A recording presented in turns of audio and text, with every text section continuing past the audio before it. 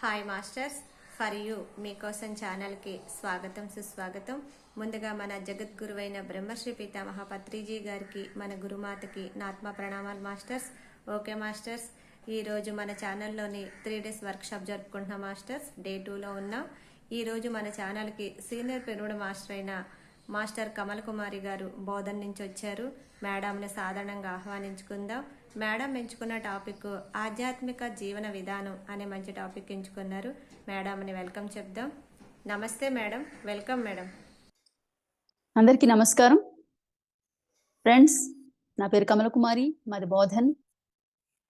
మనం 2వ రోజు కలుసుకుంటున్నాం.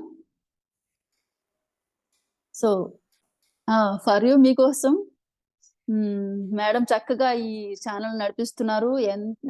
ఎంతో మంది మాస్టర్స్ ని ఆవిడ రిక్వెస్ట్ చేసి తీసుకొచ్చి చక్కగా ఈ ఛానల్ నడిపిస్తున్నారు. ఎంతో దానికి నిజంగా మనం ఒక క్లాస్ కి రావడానికి సమయం ఇవ్వడానికే మనం చాలా ఆలోచిస్తాం.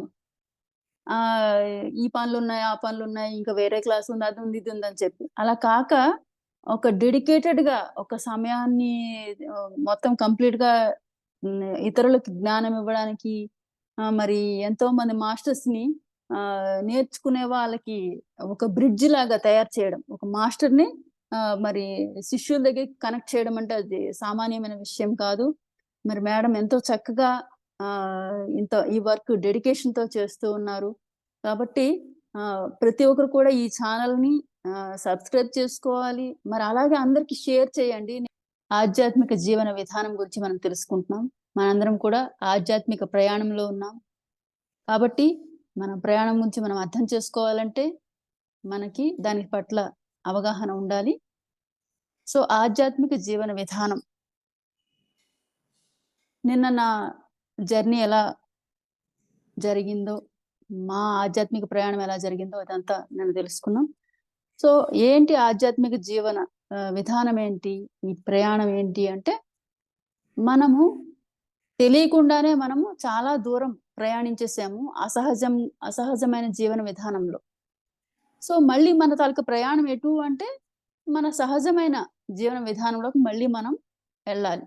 ఆధ్యాత్మిక జీవన ప్రయాణం అంటే ఇంకేమో కాదు, జీవిత విధానం అంటే ఇంకేదో కాదు, మన యొక్క సహజ స్థితిలోకి మళ్ళీ మనం ప్రయాణించాలి. సో ఇప్పుడు ఈ సర్వ సమస్యలకు గాని, బాధలకు గాని, మన శారీరక, సామాజిక, ఆర్థిక ఈ సమస్యలన్నిటికీ కారణం ఏంటంటే, మనము సహజంగా లేము. మనకు తెలియకుండానే అసహజమైన జీవన విధానంలోకి వెళ్ళిపోయాం. కాబట్టి సహజత్వంలోకి మళ్ళీ మనం మన తాలూకా రిటర్న్ జర్నీలోకి వెళ్ళిపోవాలన్నమాట. సో మనము ఏంటంటే, అసలు మన దేహంతో ఎలా ఉండాలి,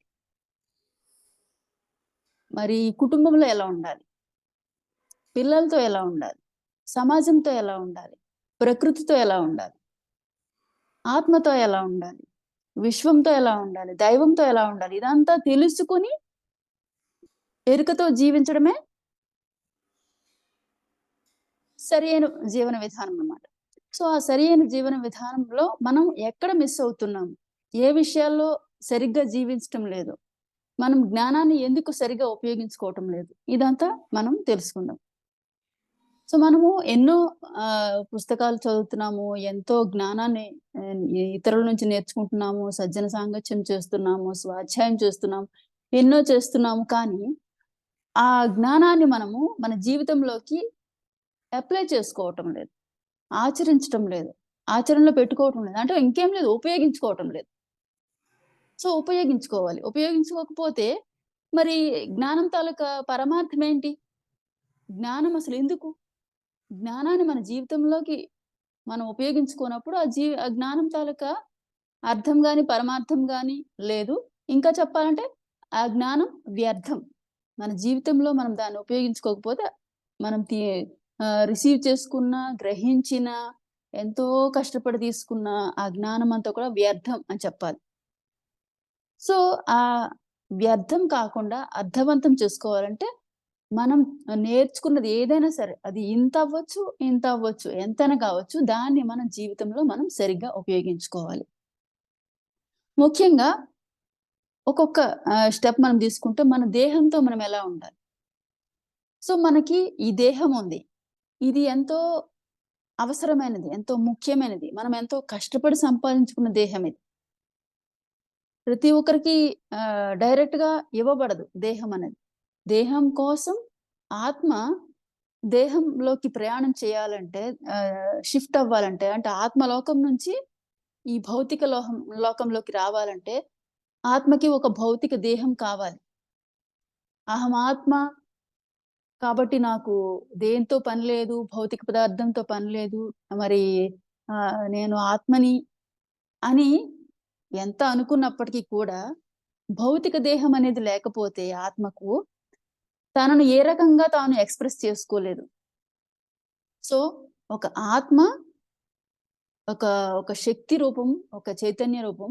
అది ఆహ్, తన యొక్క ఏదైనా సరే తన తాలూకా అందం కావచ్చు, తన తాలూకా స్కిల్ కావచ్చు, తన తాలూకా గొప్పతనం కావచ్చు, ఏదన్నా బయటికి వ్యక్తీకరించాలంటే, తన ఉనికిని తాను తెలియజేయాలంటే ఒక భౌతిక రూపం కావాలి. అంటే ఇప్పుడు సూర్యుడి ద్వారా కాంతిని ప్రసారం చేస్తుంది. మరలాగే ప్రకృతి ద్వారా రకరకాల అందమైన పక్షులు, మరి పూలు, పళ్ళు, సుగంధం ఇదంతా కూడా ప్రకృతి ద్వారా ప్రకటిస్తోంది. సో, ఆ ఆత్మ లేదా దైవం మరి ఆ శక్తి ఏ రకంగా తనను తాను ప్రకటిస్తోంది అంటే, తనకు ఒక భౌతిక రూపం కావాలి. ఆ భౌతిక రూపం ద్వారా తాను ప్రకటించుకుంటోంది. సర్వ సృష్టి కూడా సృష్టికి మూలమైన దైవం యొక్క ప్రకటన. ఎక్స్‌ప్రెస్ చేయడం. ఎక్స్‌ప్రెషన్. సో, దైవం యొక్క ఎక్స్‌ప్రెషనే సకల సృష్టి, సకల ప్రకృతి ఇదంతా కూడా. సో, అయితే తనను తాను ప్రకటించడానికే ఈ భౌతిక దేహం కావాలి. సో, నేను ఆత్మని ఓకే. కానీ నన్ను నేను ప్రకటించాలంటే నాకు దేహం కావాలి. అలాగే ఒక ప్రకటించడం మాత్రమే కాదు, నేను ఎదగాలన్నా, మరి నా తాలూకా ఎ ఏదైనా సరే బయటికి ఏదైనా ఎక్స్‌ప్రెస్ చేయాలన్నా, నా తాలూకా జ్ఞానాన్ని ఆహ్, నేను జ్ఞానం నేర్చుకోవాలన్నా, జ్ఞానాన్ని ఇతరులకివ్వాలన్నా, ఏదైనా సరే ఒక భౌతిక రూపం కావాలి. ఒక వెహికల్ కావాలి. సో, ఆ వెహికలే ఆ అద్భుతమైన ఆహ్, ఏదైతే అవసరమో అది ఈ దేహం అన్నమాట. భౌతిక పదార్థం. ఈ పదార్థం ద్వారా ఆత్మ ప్రకటిస్తోంది. కాబట్టి ఈ భౌతిక దేహం అనేది కూడా చాలా ఇంపార్టెంట్. అంటే ఆత్మ ఎంత ఇంపార్టెంటో, ఎంత గ్రేటో మళ్ళీ దాని గొప్పతనాన్ని దాని గొప్పతనాన్ని ఎక్స్‌ప్రెస్ చేయడానికి కూడా కావాల్సింది ఏంటి అంటే భౌతిక దేహమే. సో, భౌతిక పదార్థం అంతా మాయే. భౌతిక దేహంతో పెద్ద విషయమేమి లేదు. కానీ ఎట్ ద సేమ్ టైమ్ భౌతిక దేహం కూడా చాలా ఇంపార్టెంట్. భౌతిక పదార్థం కూడా చాలా ఇంపార్టెంట్. తద్వారానే మనం ఆత్మ గొప్పతనాన్ని తెలుసుకోవడానికి ఏ రకంగా తెలుసుకుంటున్నాము ఆత్మ గొప్పతనాన్ని అంటే, ఈ భౌతిక దేహం ద్వారా తెలుసుకుంటున్నాం. ఈరోజు మనము ఎదగడానికి ధ్యాన సాధన చేయాలంటే మనకు అవసరమైంది ఏంటంటే భౌతిక దేహం. మరి ఇతరుల నుంచి నేర్చుకోవాలన్నా, లేకపోతే బుక్స్ ద్వారా నేర్చుకోవాలన్నా, సజ్జన సాంగత్యం చేయాలన్నా, ట్రెక్కింగ్ చేయాలన్నా, ప్రకృతిలో ఉండాలన్నా, ప్రకృతితో ఉండాలన్నా, ఏం చేయాలన్నా మనకి ఏది సహాయపడుతోందంటే, ఈ భౌతిక దేహం. కాబట్టి ఆహ్, ఆత్మ ఎంత ముఖ్యమో, శక్తి ఎంత ముఖ్యమో, అలాగే ఈ భౌతిక దేహం కూడా అంతే ముఖ్యం. కాబట్టి ఈ భౌతిక దేహాన్ని మనం చాలా కేర్‌ఫుల్‌గా చూసుకోవాలి. అలాగే మనల్ని మనము ఆత్మగా ఎంత ప్రేమించుకుంటామో, అలాగే మనల్ని మనము దేహంగా కూడా అంతే ప్రేమించుకోవాలి. సో, ఈ దేహాన్ని అశ్రద్ధ చేయడం ద్వారా మనము ఏం చేస్తాము అంటే, తక్కువ కాలంలోనే దీని కాల పరిమితి మనం తగ్గించేస్తాం. అలా అలా కాకుండా దాన్ని సరిగ్గా మనం సవ్యంగా చూసుకుంటే దానికి 100 ఏళ్ళు, 200 ఏళ్ళు, 500 ఏళ్ళు అలా లిమిట్ లేదు. ఈ దేహాన్ని మనము 1000 సంవత్సరాలైనా ఉపయోగించుకోవచ్చు. 5000 సంవత్సరాలైనా ఉపయోగించుకోవచ్చు. 10,000 సంవత్సరాలైనా ఉపయోగించుకోవచ్చు. లేదా శాశ్వతంగా ఉంచేసుకోవచ్చు. దేహానికి ఆ గొప్పతనం ఉంది. చూసారా? ఎంత సింపుల్‌గా ఇది మరణించే దేహం. 60 ఏళ్ళో, 70 ఏళ్ళో, 80 ఏళ్ళో ఇట్లా మన సమాజం ద్వారా మనం తెలుసుకుంటున్నాం. కానీ ఈ దేహానికి మనం కాస్త దీని తాలూకా జ్ఞానాన్ని మనం సరిగ్గా అర్థం చేసుకుంటే, ఆత్మ జ్ఞానాన్ని సరిగ్గా అర్థం చేసుకుంటే దేహానికున్న శక్తి ఏంటి అంటే ఎంత కాలమైనా ఉంటుంది దేహం. మనం దాన్ని సవ్యంగా ఉపయోగిస్తే ఎంత కాలమైనా ఉంటుంది. ఈవెన్ ఏ వస్తువైనా సరే మనము దాని కాల పరిమితిని మన చేతిలోనే ఉంది. రఫ్‌గా వాడేసామనుకోండి 6 నెలల్లో పోద్ది ఏదైనా సరే. ఇంట్లో వస్తువు ఏదైనా కూడా. దాన్ని మనం సవ్యంగా జాగ్రత్తగా ఉపయోగించుకుంటున్నామంటే 6 ఏళ్ళైనా ఉంటది. జస్ట్ మనం తయారు చేసిన భౌతిక పదార్థానికే అంత శక్తి ఉన్నప్పుడు, ఇది సాక్షాత్తు దైవం చేత తయారు చేయబడింది. ప్రకృతి చేత తయారు చేయబడింది. ఎంతోమంది జ్ఞానం, ఎంతోమంది శక్తి, ఎంతోమంది ఆలోచన, ఎంతోమంది వారి యొక్క జ్ఞానం అంతా ఉపయోగించి ఈ భౌతిక దేహాన్ని తయారు చేశారు. మరి అంత గొప్పగా తయారు చేయబడిన దేహం ఏదో జస్ట్ ఇలా పుట్టి అలా చచ్చిపోయి ఏదో పోడ్చబడి, కాల్చబడి ఇట్లా కాదు. దీనికి ఎంతో శక్తి ఉంది. దీన్ని ఉపయోగించడం తెలియక మరణించడం జరుగుతోంది. దీన్ని ఉపయోగించడం తెలియక దీన్ని సింపుల్‌గా వాడడం జరుగుతోంది. ఏదో ఆహ్, ఒక వస్తువు కొన్నాం పోయింది అనే రకంగా వదిలేస్తున్నాం. కానీ దీన్ని సవ్యంగా ఉపయోగిస్తే ఇదే శరీరాన్ని మనము 500 ఏళ్ళైనా ఉంచొచ్చు. 5000 ఏళ్ళైనా ఉంచొచ్చు.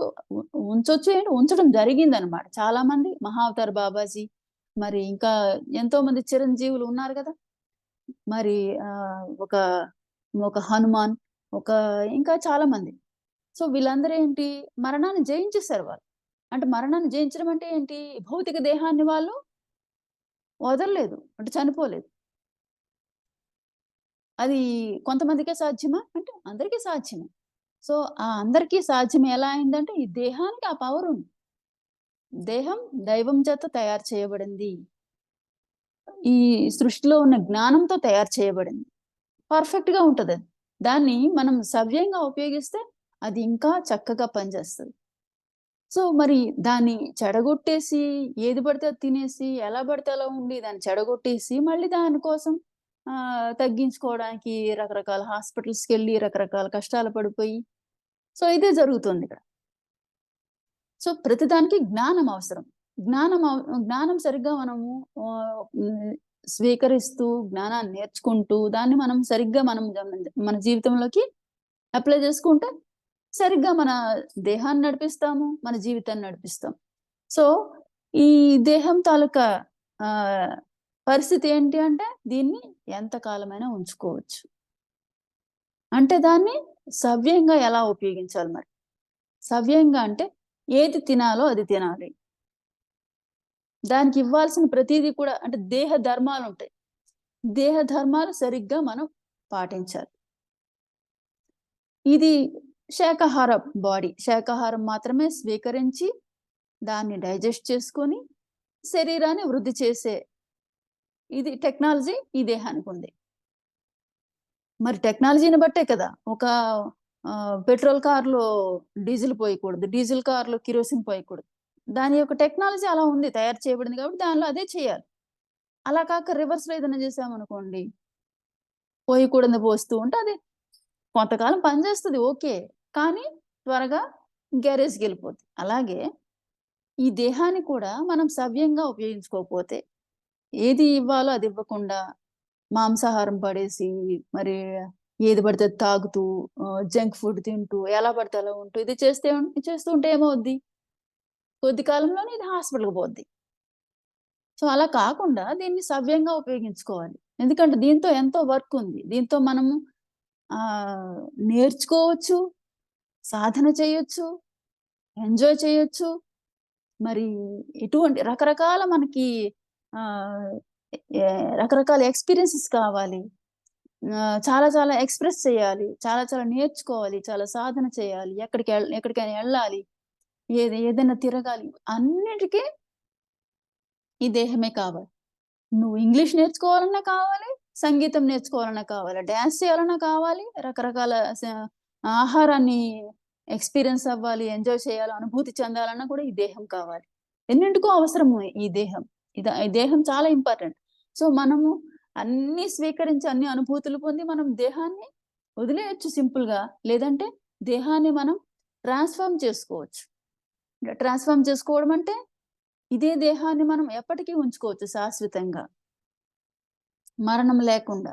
సో మరణం లేకుండా చేసుకున్నదే ఎంతో మంది మాస్టర్స్ ఉన్నారు. అలా చేసుకున్న వాళ్ళే మహావతార్ బాబాజీ లాంటి వారందరూ కూడా.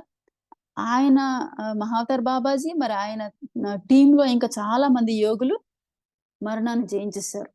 సో అంటే ఆ మరణాన్ని జయించడం మీన్స్ వాళ్ళ ఆహ్, దేహాన్ని ఆహ్, వదిలేయలేదు వాళ్ళు. ట్రాన్స్‌ఫార్మ్ చేసుకున్నారు. అంటే రూపాంతరీకరణ చేసుకున్నారు. ఇప్పుడు ఒక గొంగళి పురుగుంది. సీతాకోక చిలుకలా మారిపోయింది. అంటే గొంగళి పురుగు చచ్చిపోయినట్టా? కాదక్కడ. అదే గొంగళి పురుగు తన ఆహ్, శరీరాన్ని మార్చుకుంది. ఒక బొగ్గుంది. అది రూపాంతరీకరణ చెందుతుంది. ఒక డైమండ్ లాగా. అక్కడ బొగ్గు ఏమైపోయింది బొగ్గు అంటే? అది మారిపోయింది. రూపాంతరీకరణ చెందింది. మరి గొంగళి పురుగు ఏమైపోయింది? అంటే అది ఏమైపోయింది అంటే, అది పోలేదు, చనిపోలేదు. అది ఒక సీతాకోక చిలుకలాగా ట్రాన్స్‌ఫార్మ్ అయిపోయింది. అలాగే ఈ దేహం కూడా మనము ఈ ఈ భౌతిక దేహాన్ని కూడా మనం ట్రాన్స్‌ఫార్మ్ చేసుకోవచ్చు. మొత్తం ఒక ఈ దేహాన్ని ఒక మనం గొంగళి పురుగులా అనుకుంటే, మన దేహాన్ని మనము ఒక సీతాకోక చిలుకలాగా మార్చుకోవచ్చు. అంటే అప్పుడు మనము ఎగరగలిగేలాగా ఏ ఏ లోకంలోకైనా వెళ్ళిపోగలిగేలాగా. ఒక భూమి మీద కాకుండా అన్ని లోకాలు, అన్ని స్టార్ సిస్టమ్స్, కాంతి లోకాలు, సూర్యుడి దగ్గరికి కానీ, చంద్రుడి దగ్గరికి కానీ, లేకపోతే ఇతర ఎన్నో గ్రహాల దగ్గరికి కానీ, ఇతర స్టార్ సిస్టమ్స్, ఇతర కాంతి లోకాలు, నక్షత్ర లోకాలు అన్నిటికి వెళ్ళిపోగలిగేలాగా మన దేహాన్ని మనం తయారు చేసుకోవచ్చు. ఇదే దేహంతో. ఇదే దేహంతో మనం ఏమనుకుంటాం? ఇదే దేహంతో ఈ దగ్గర దగ్గర నడవలేకపోతున్నాం. ఒక వెహికల్ లేకపోతే పక్క ఊరే మనం వెళ్ళలేం. మరి అలాంటిది ఈ దేహంతో అవన్నీ ఎలా చేస్తాం? అంటే ఇదే దేహంతో మహావతార్ బాబాజీ ఈ భూమి మీద ఉన్నప్పటికీ మనకు కనిపించట్లేదు. మరి అది సత్యమేగా! అది ఆయన మరి ఆయన ఆయన జీవితంలో తయారు చేసి చూపించాడు. తన తన తాలూకా ఆహ్, సాధనల ద్వారా తను అలా తయారై చూపించాడు గదా! సో, అది ఏ ఒక్కరు ప్రాక్టీస్ చేసినా, ఏ ఒక్కరు సరిగ్గా దానికి సంబంధించి సాధన చేసినా అది అందరికీ సాధ్యమే. సో, అలా మనం మనకి ఏది కావాలన్నా ఆ రకంగా మనం అటుపక్క ముందుకెళ్ళొచ్చు. మరి ఈ దేహాన్ని ఎలా తయారు జేసుకోవాలి? అంటే రోజు ఆహారం తిని లేకపోతే ఈ యథావిధిగా ఇలాగా అంటే దానికి కావాల్సిన ప్రత్యేకమైన కొంత ప్రాక్టీస్ అవసరం. సో, ఇంకేం లేదక్కడ. ఈ దేహాన్ని మనము ప్యూరిఫై చేసుకోవడమే. శుద్ధంగా మార్చుకోవడమే. శుద్ధంగా మార్చుకోవడం అంటే ఫస్ట్ దానికి ఇవ్వాల్సిన ఆహారం శుద్ధ శాకాహారం. అలాగే దేహ ధర్మాలు ఏంటి అంటే దాన్ని సరిగ్గా చూసుకోవడం. ప్రేమతో చూసుకోవడం. ఏది పడితే అది ఇచ్చామంటే దాన్ని మనం అశ్రద్ధ చేస్తున్నామనమాట. దానికి ఎంత వాటర్ కావాలి, ఎంత ఫుడ్ కావాలి, ఎంత నిద్ర కావాలి అవన్నీ కూడా ఇవ్వాలి. అంతే తప్ప అశ్రద్ధగా ఏముందిలే రేపు తినొచ్చు, ఏముందిలే రేపు పడుకోవచ్చు అలా కాకుండా దానికి ఏది అతిగా ఇవ్వకూడదు. అతి ఆహారం గాని, అతి నిద్ర గాని, అతి అతి రెస్ట్ గాని ఏవి అతిగా ఇవ్వకూడదు. అలాగే అతి తక్కువ కూడా ఇవ్వకూడదు. ప్రతీది కూడా యుక్తంగా ఉండాలన్నమాట. కావాల్సినంత నిద్ర, కావాల్సినంత ఆహారం, కావాల్సినంత రెస్ట్. ఇలా ప్రతీది కూడా కావాల్సినంత దానికి అవసరం. యుక్తమైనదనమాట. యుక్త ఆహారం. హ్మ్. సో, కావాల్సినంత విహారం ఇలా అన్నీ గూడా కావాలి దానికి. ఆహారము, విహారము మరి రెస్ట్, నిద్ర ఇవన్నీ కూడా దానికి కావాలి. సో, దానికి కావాల్సినంత మనం ఇవ్వాలి. దేహంతో మనం సరిగ్గా వ్యవహరించాలి. ఈ దేహం అదే ఉంటదిలే. ఎలా ఉంటే అలా ఉంటదిలే అని మనం ఎప్పుడైతే అశ్రద్ధ చేస్తామో, అది కూడా నిర్లక్ష్యంగా ఉంటది. ఇప్పుడు ఆహ్, మీ తాలూకా ఒక ఆఫీసో లేకపోతే ఇంకొకటో మీ తాలూకా సభ్యులున్నారు. మీరు వాళ్ళని ఎంత ప్రేమిస్తారో, ఎంత రెస్పెక్ట్ ఇస్తారో, ఎంత వాళ్ళ పట్ల కేర్ తీసుకుంటారో అంతే రిటర్న్ మీకు వస్తది. అలా కాక మీరు రఫ్‌గా ఉంటారు, సీరియస్‌గా ఉంటారు, వాళ్ళతో కోపంగా ఉంటారు అంటే వాళ్ళకి కూడా రివర్స్ అదే ఉంటది. చిరాకు పడుతూ ఉంటారు, ఇబ్బంది పడతారు. ఆహ్, సరిగ్గా కోఆపరేట్ చేయరు. అలాగే ఈ దేహం పట్ల మనము సరిగ్గా వ్యవహరించకపోతే మన దేహం కూడా మనకి సరిగ్గా స్పందించదు. మనకి తగినట్టు అది ఉండదు. ఎందుకంటే ఈ దేహం అన్నది కూడా దానికి చాలా జ్ఞానం ఉంది. దేహం అంటే అనేక కణాల కలయిక. ఈ దేహం కోటానుకోట్ల కణాల కలయిక. ఈ కోటానుకోట్ల కణాలకు కూడా ప్రతి కణానికి కూడా ప్రత్యేకమైన జ్ఞానం ఉంది. ప్రతి కణం కూడా జ్ఞానంతో నిండి ఉంది. మరి ఇన్ని కణాలు కోటానుకోట్ల అంటే ట్రిలియన్స్ ఆఫ్ సెల్స్ ఉన్నాయి బాడీలో. ఈ బాడీలో ట్రిలియన్స్ ఆఫ్ సెల్స్ ఉన్నాయంటే మరి ఎంత జ్ఞానం కలిగి ఉంది ఈ బాడీ. ప్రతి కణం కూడా జ్ఞానాన్ని కలిగి ఉందంటే ఎంత శక్తి, ఎంత జ్ఞానంతో ఉంది. అయితే వాటితో మనం నిర్లక్ష్యంగా ఉన్నామంటే అవన్నీ మనం ఉపయోగించుకోలేం. అంత జ్ఞానం, అంత శక్తి కూడా మనం ఉపయోగించుకోలేం. అలా కాక వాటితో మనం కేర్ ఆహ్, వాటితో కేర్‌ఫుల్‌గా ఉంటూ, ఫ్రెండ్‌షిప్ చేస్తూ, వాటితో కనెక్ట్ అయ్యి, వాటి జ్ఞా ఆహ్, వాటి జ్ఞా శక్తిని, జ్ఞానాన్ని ఉపయోగించుకుంటే మనం ఏ లెవెల్‌లో ఉంటాం. కాబట్టి అదంతా మనం ఉపయోగించుకోవాలి. వాటితో మనం ఆహ్, ఎలా అయితే మనం బయట సజ్జన సాంగత్యం, లేకపోతే బయట ఇతరులతో మనము వన్నెస్, మరి ఏకత్వం, ఫ్రెండ్‌షిప్ ఇవన్నీ కోరుకుంటున్నామో, అంతకన్నా ముందు మనం చేయాల్సిన ఫ్రెండ్‌షిప్ గాని, మన తాలూకా కేర్ గాని, మన తాలూకా సజ్జన సాంగత్యం గాని చేయాల్సింది ఎక్కడంటే మన దేహంతో. మన దేహంతో మనం ఫస్ట్ సజ్జన సాంగత్యం చేయాలి. మన దేహంతో మనం మిత్రుత్వం చేయాలి. మన దేహంతో మనము ఏకత్వంతో ఉండాలి. మన దేహంతో మనము చర్చలు చేయాలి. మన మన తాలూకా ఎయిమ్ ఏంటుందో, మనము ఎలా జీవించాలనుకుంటున్నామో, మనము మన తాలూకా ఆహ్, ఆలోచనలేంటో, భావాలేంటో ఇవన్నీ కూడా మనము అందరికన్నా ముందు మన దేహంతో చర్చించాలి. మనం అందరితో చర్చిస్తాం. అందరితో చెప్తూ ఉంటాం. అందరితో కూడా సజ్జన సాంగత్యాలు చేస్తూ ఉంటాం. కానీ అసలైంది వదిలేస్తున్నాం మన దేహంతో. ఇక్కడ ట్రిలియన్స్ ఆఫ్ సెల్స్ ఉన్నాయి. అంటే కోటాను కోట్ల మంది మాస్టర్స్ ఇక్కడే ఉన్నారు సిద్ధంగా. ప్రతి ఒక్క మనిషి ఏమనుకుంటా ఉంటాడు, నేను ఒంటరి వాడిని. నాకెవ్వరు లేరు. వాళ్ళకెవరికో కుటుంబ సభ్యులు చుట్టాలతో కలిపి వాళ్ళు ఒక 500, 600 మంది ఉన్నారు. నేను ఏకాకిని. ఇట్లా అనుకుంటూ ఉంటారు. ఏకాకి అనేవాడు ఎవడు లేడు. మనం ఈ ఒక్క దేహంతో మనం కలిసి ఉంటే మనం కోట్ల మందితో కలిసి ఉన్నట్టు. కోట్ల మందేంటి సకల సృష్టితో కలిసి ఉన్నట్టు. మరిప్పుడు ఈ సృష్టిలో ఏకాకి ఎవడు?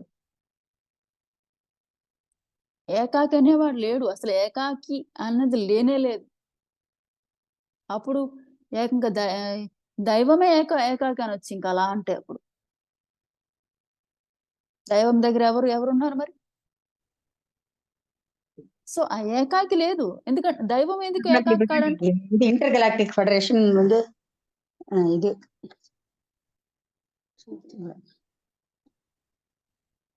సో, దైవం అన్నది ఎలా అయితే సకల సృష్టి తనలో ఉంది. సర్వులు తనలో ఉన్నారు.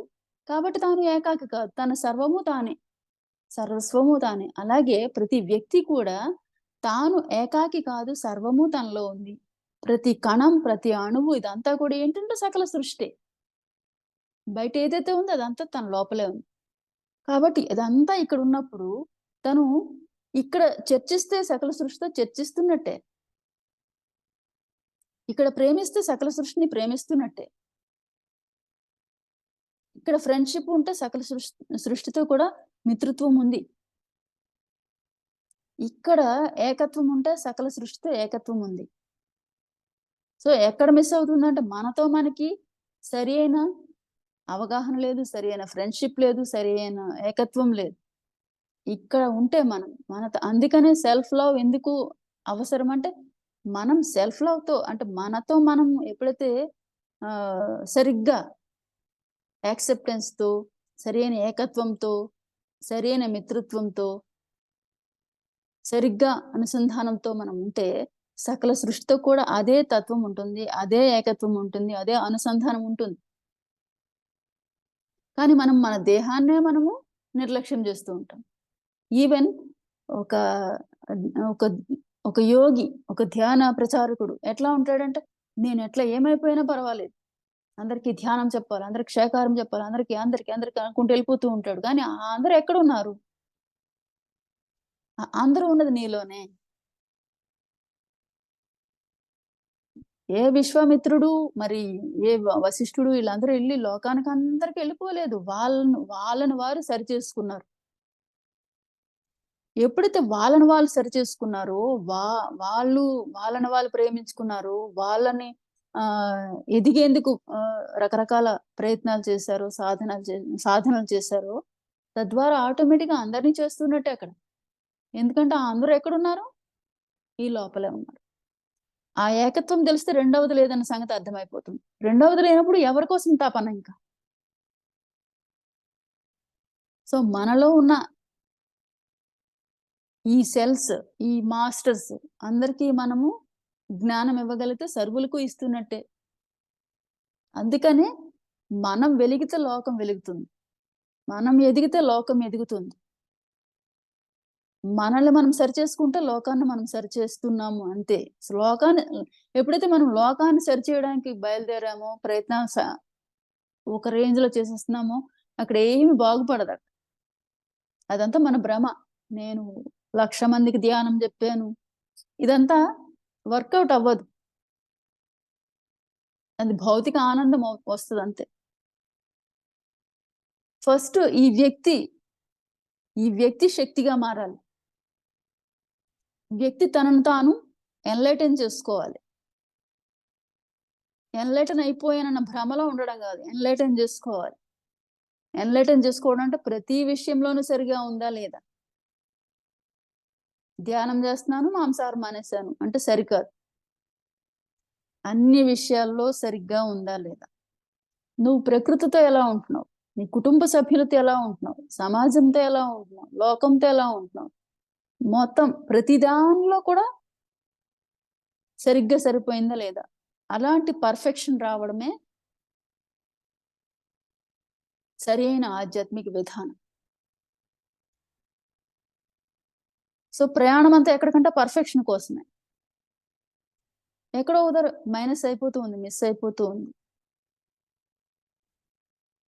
సో ఇప్పుడు ఈ దేహం గురించి మనం అర్థం చేసుకుంటే, ఈ దేహాన్ని ఏ రకంగా ట్రాన్స్ఫార్మ్ చేసుకోవచ్చు అంటే, దేహం యొక్క శక్తి ఎలాంటిది అంటే, దీన్ని భౌతికంగాను ఉంచొచ్చు, ఆత్మగాను ఉంచొచ్చు.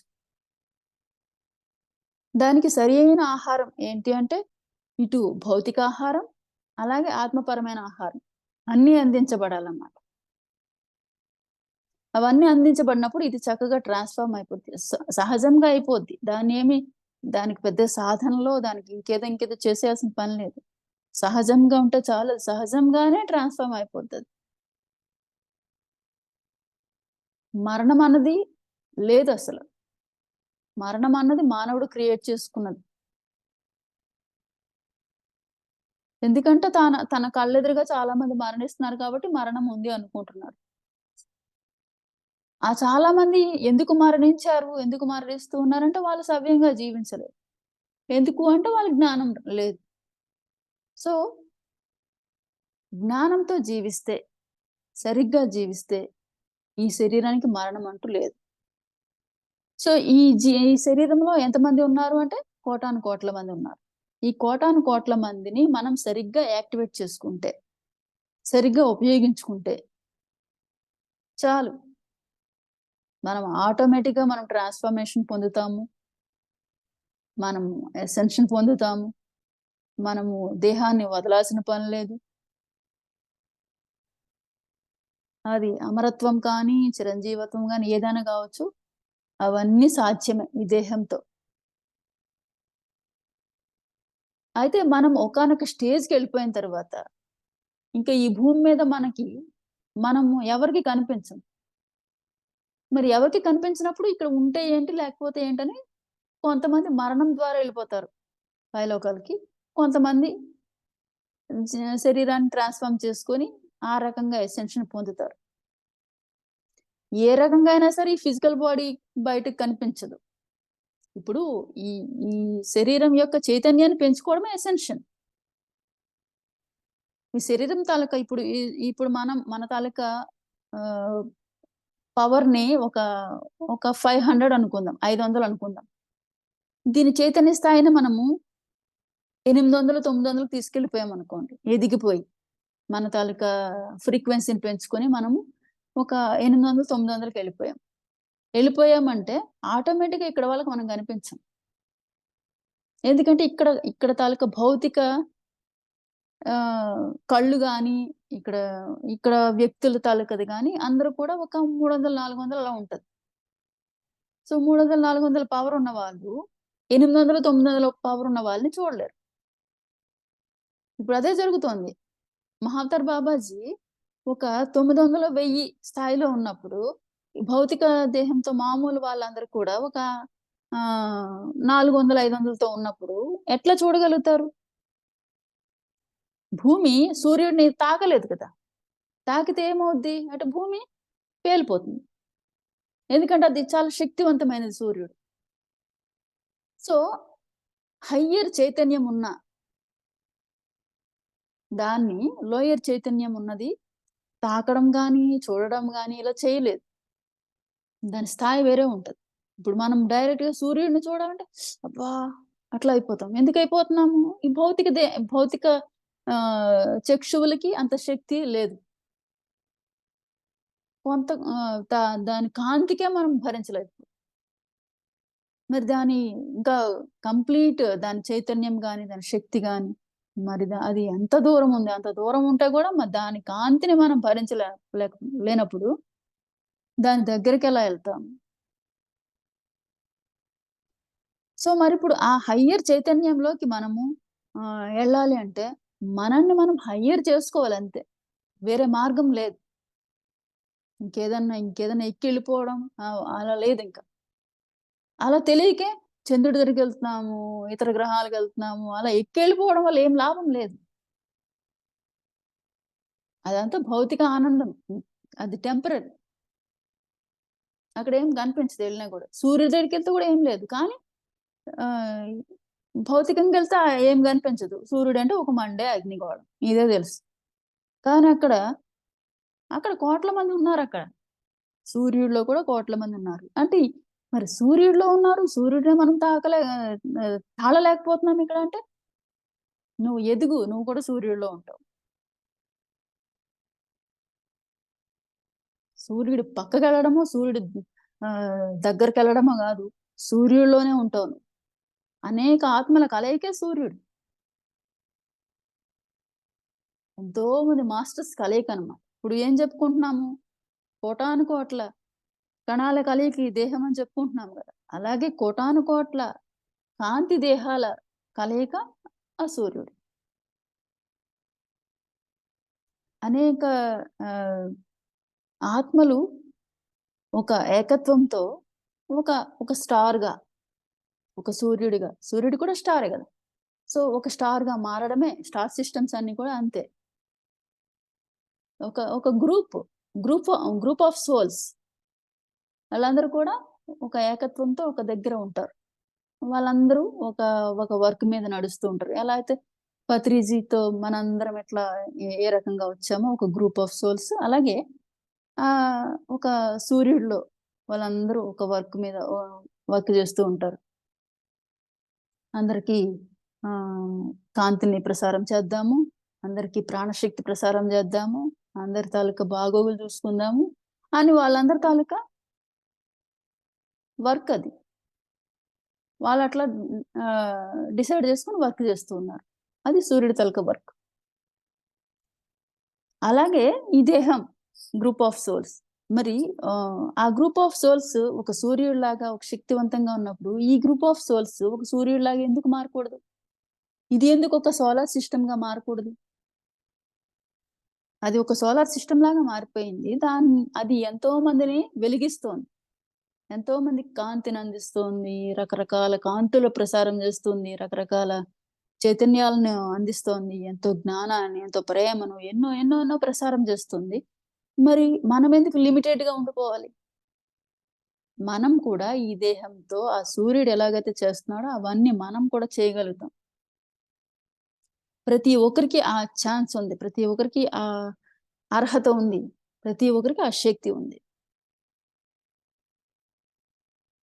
దేహాన్ని ఇంత ఉపయోగించుకోవచ్చు, అంతా ఉపయోగించుకోవచ్చు. ఒకరేమో పుట్టామా, తిన్నామా, పోయామా.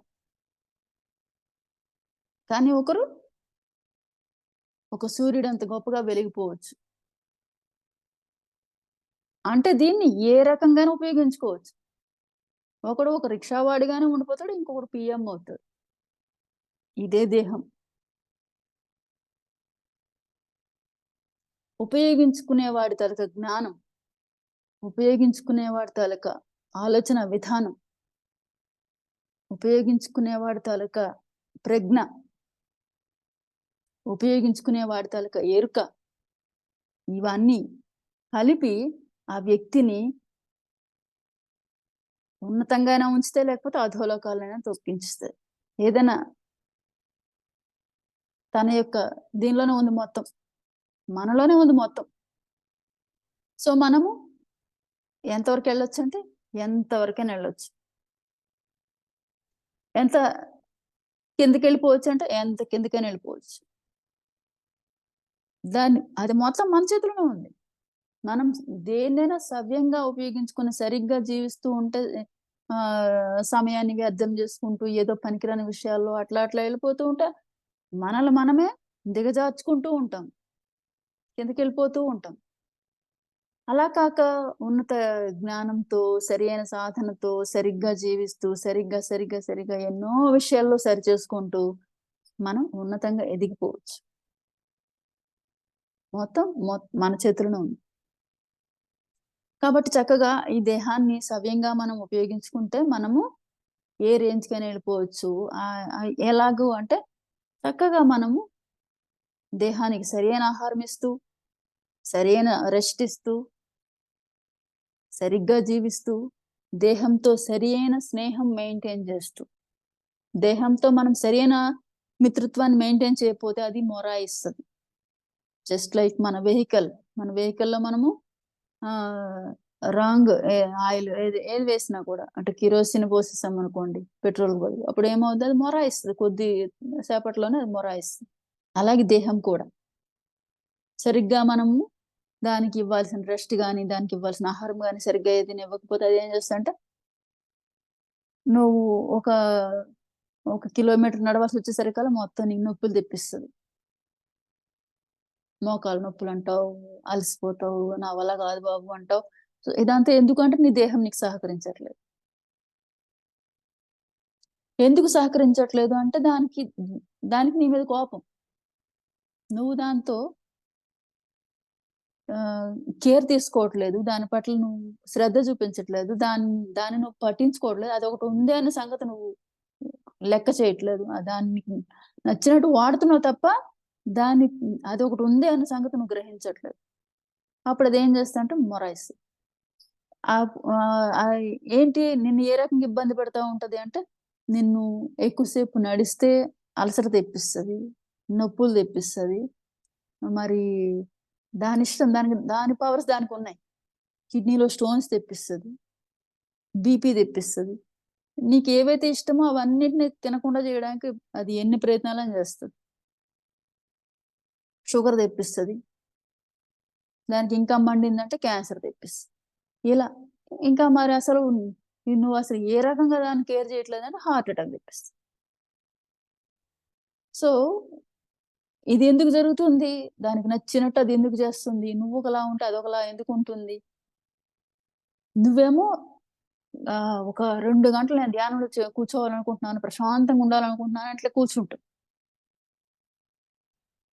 ఒక 5 నిమిషాల తర్వాత నీకు ఇక్కడ నొప్పి, ఇది నొప్పి, అది నొప్పి, ఏదో దురద ఏదో ఏమైందక్కడ? నువ్వేమో 2 గంటలనుకుంటున్నావు. అదేమో 2 నిమిషాలు కూడా నిన్ను కూర్చోనివ్వట్లేదు. ఇక్కడేమైందక్కడ? అండర్‌స్టాండింగ్ లేదు. దేహం ఒకటి చెప్తుంది, నువ్వు ఒకటి చేస్తున్నావు. నువ్వు ఒకటి చెప్తున్నావు, దేహం ఒకటి చేస్తుంది. కోఆపరేషన్ లేదు, కోఆర్డినేషన్ లేదు. అప్పుడు నువ్వు ముందుకు సాగగలుగుతావా? ముందుకు వెళ్ళగలుగుతావా? నీ గ్రోత్ ఏ విషయంలోనైనా సరే, ప్రాపంచికత లేదా ఆధ్యాత్మికత. నువ్వు ఏదో ఎక్స్‌ప్రెస్ చేయాలనుకున్నావు. పోనీ భౌతికత తీసుకోండి. ఒక ఇంటర్వ్యూ ఫేస్ చేయాలనుకుంటున్నావు. నీకు లోపల భయం తెప్పిస్తది. నీకు ఎక్స్‌ప్రెస్ చేయనివ్వదు. లేకపోతే నీకు ఇక్కడెక్కడో ప్రాబ్లమ్స్ తెప్పిస్తది. గొంతో, నోరో ఏదో ఒకటి ప్రాబ్లమ్ తెప్పిస్తది. లేకపోతే చెమటలు పట్టిస్తది. అప్పుడు నువ్వు ఎక్స్‌ప్రెస్ చేయాలనుకున్నది చేయలేవు. నువ్వు చెప్పాలనుకున్నది చెప్పలేవు. ఉండాలనుకునేలా ఉండలేవు.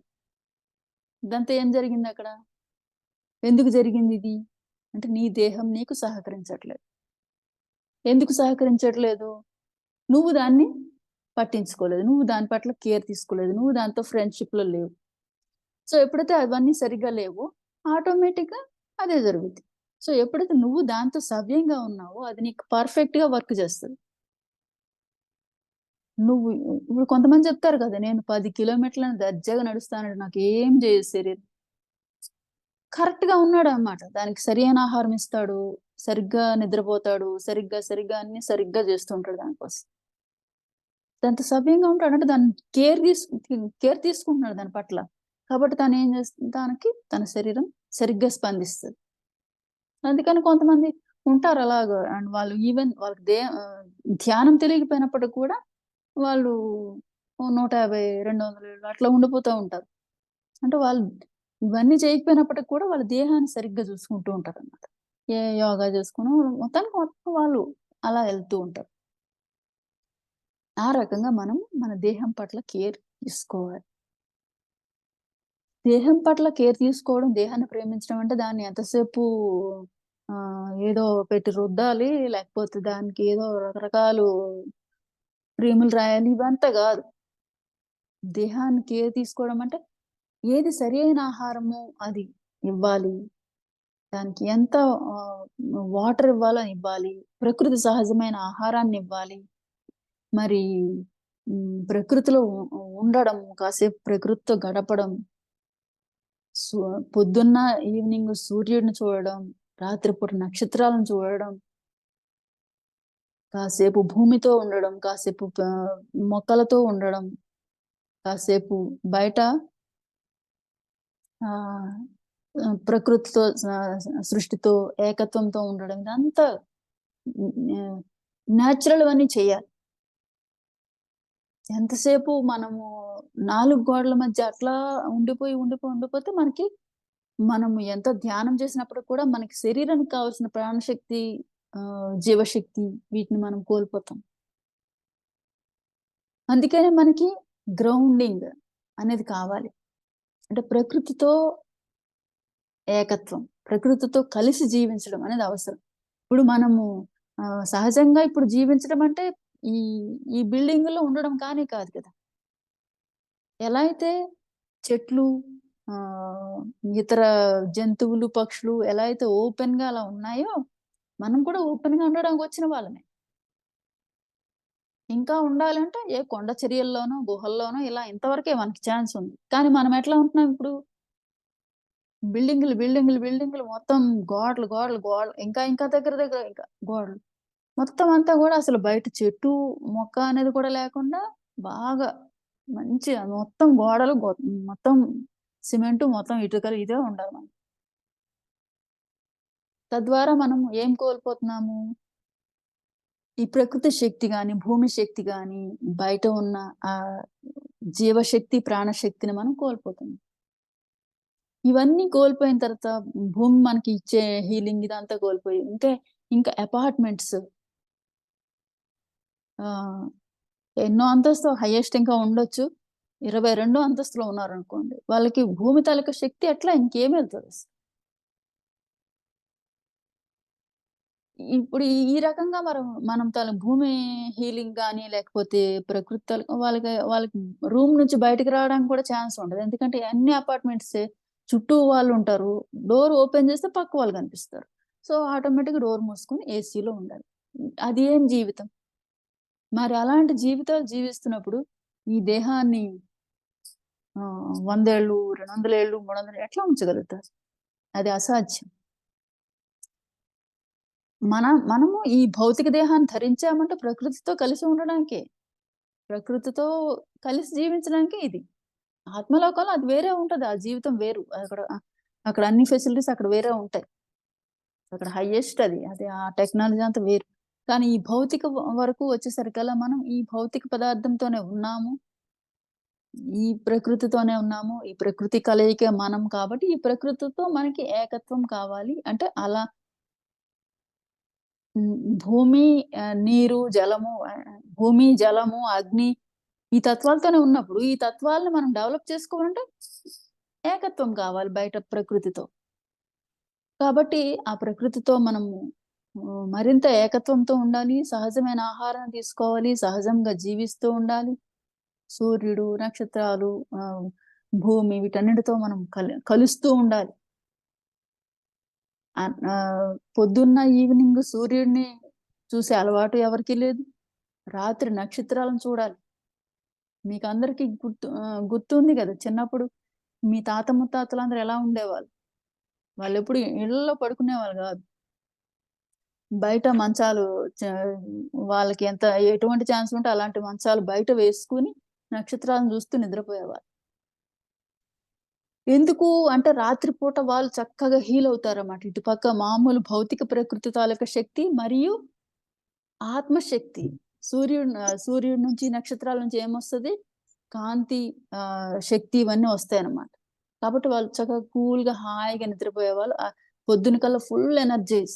అంత ఎనర్జీ లేకపోతే వాళ్ళు పొలాల్లో వాటిలో అంత కష్టం ఎలా పడతారు? అప్పట్లో ఇన్ని లేవు కూడా. కాబట్టి అయినప్పటికి కూడా వాళ్ళు ఎంతో హెల్తీగా ఎలా ఉన్నారంటే సరిగ్గా వాళ్ళు జీవించారు. కాబట్టి మనం కూడా అలా సరిగ్గా జీవించాలి. సో, ఆ రకంగా మనము మన దేహాన్ని మనము ప్రాణశక్తితో, మరి కాంతితో వీటన్నిటితో నింపుకోవాలంటే మనం సహజంగా జీవించడం అలవాటు చేసుకోవాలి. ప్రకృతితో కలిసి జీవించడం అలవాటు చేసుకోవాలి. అలాగే మన తాలూకా ఈ దేహంతో ఏకత్వం, ఫ్రెండ్‌షిప్ అనేది మనకి చాలా ఇంపార్టెంట్. ఓకే. సో, ఆ రకంగా మనం మన తాలూకా జీవన విధానంలో అన్నింటికన్నా ఇంపార్టెంట్ మన యొక్క భౌతిక దేహం. భౌతిక దేహంతో సరిగ్గా జీవించడం అనేది ఫస్ట్ మనం అర్థం చేసుకోవాలి. ఆ తర్వాత మనం ఇతరులతో ఎలా ఉండాలి? మన కుటుంబంతో ఎలా ఉండాలి? పిల్లలతో ఎలా ఉండాలి? ఇవన్నీ కూడా మళ్ళీ మనం చక్కగా నేర్చుకుందాము. సో, ఈ రోజుకి మనము దేహం, మన భౌతిక దేహం అన్నింటికన్నా ఇంపార్టెంట్. ఎందుకంటే అక్కడే మనం మిస్ అవుతూ ఉంటాం. మనం పక్కకెళ్ళిపోతూ ఉంటాం. ఇతరులని బాగు చేయాలి. ఇతరులకి జ్ఞానం అందించాలి. ఇతరులు అని వెళ్ళిపోతూ ఉంటాం. కానీ ఇక్కడ మనం ఇది మిస్ అవ్వకూడదు. ఇది ఎంతో శక్తివంతమైన దేహం, ఎంతో కాంతివంతమైన దేహం, ఎంతో జ్ఞానవంతమైన దేహం. దాంతో మనం సరియైన ఏకత్వం, సరియైన ఫ్రెండ్‌షిప్ కలిగి ఉండాలి. ఓకేనా? Thank you madam. Thank you so much madam. మా ఛానల్కి వచ్చి ఎంతో గొప్ప ఆత్మజ్ఞానాన్ని అందించారు మేడం. Thank you madam.